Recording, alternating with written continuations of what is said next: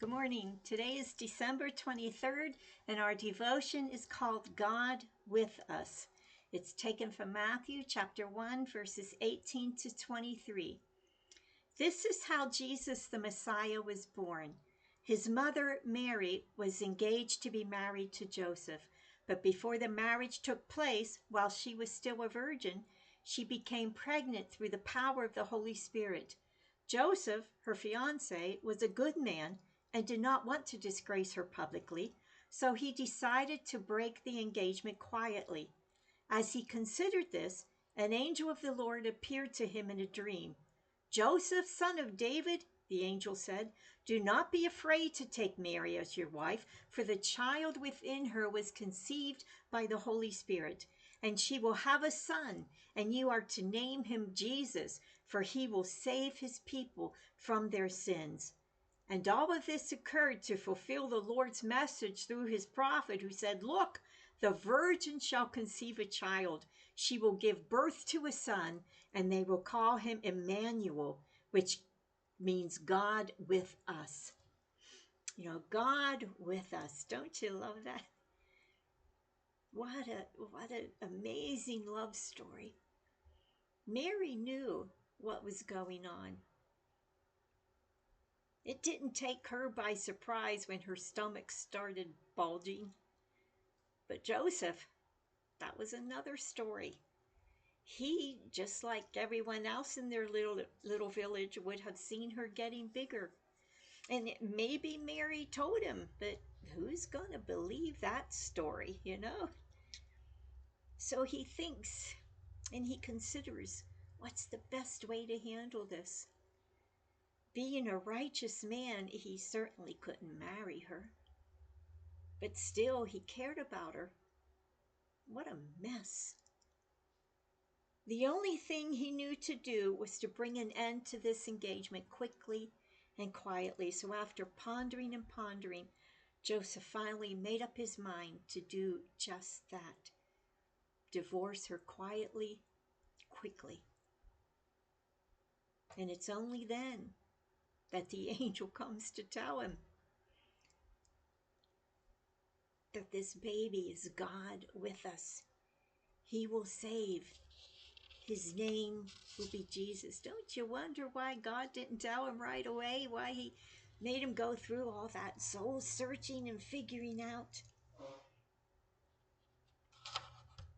Sometimes we don't know what's going on, and we have to trust the Lord. And sometimes we make a decision, but if it's not the right decision, I believe God will come and straighten us out a little bit, like he did Joseph. Ann Voskamp, our author, she writes, "Only the Ancient of Days has the authority to name this coming child, because the instant he inhales his first breath, he's older than his parents, older than the earth. He is Jesus. He is the Lord saves.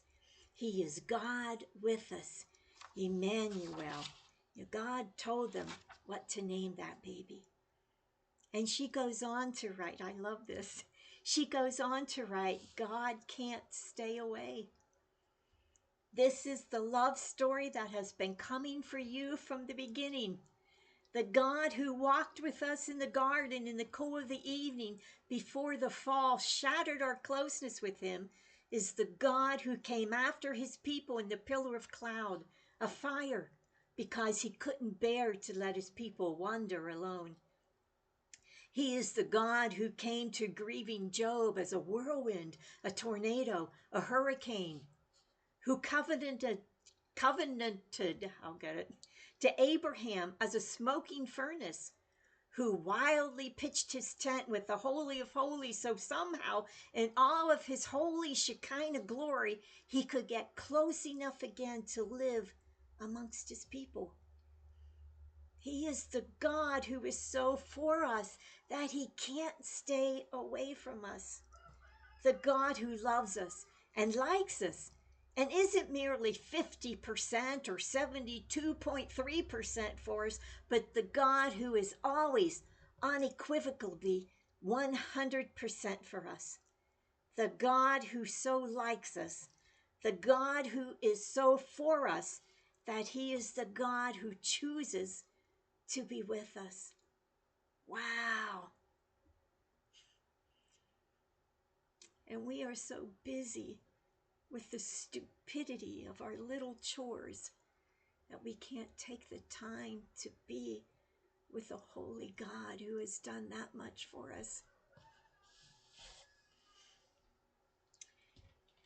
God became a vulnerable, innocent baby just so that he can have an intimate relationship with you. What other religion has a God that wants so much intimacy with us that he becomes so vulnerable to us? What other God becomes so vulnerable that we could kill him?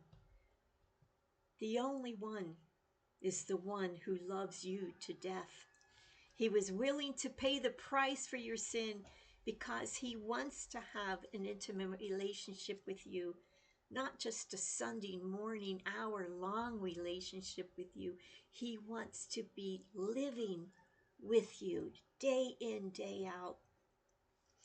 Anne writes, it cost him everything to be with you. Who will spend a fraction of time just to be with him? Who wants the gift of his presence? And then she writes, he climbed down from the throne of heaven to get to you. Climb over the throes of Christmas to get to him. Aren't you thankful that you have that kind of a God that loves you and likes you and did whatever it took for him to be with you? You know, we say we love people because we know we're supposed to. We know we're supposed to love everybody, so we say that. But quite honestly, there are people that we don't really like. I'm glad God isn't like that. He loves us and he likes us. Think about that. As weird as I am, he likes me. He likes me. Doesn't that blow your mind? He likes you. He doesn't just love you like he loves the whole world. He likes you. And he came here to save you. And he did whatever he had to do in order to get to be with you. What a wonderful God. And the questions for today, number 1, how does your perspective change on the hurry and the worry when you remember that God is with you? Small things just don't matter anymore, do they? Number 2, what does it mean to you that God came in the form of a baby with human skin, became so vulnerable? And number 3, what around you is broken and in need of saving? Ask God to restore and redeem any broken relationships and the broken places in your heart. God with us. I love that.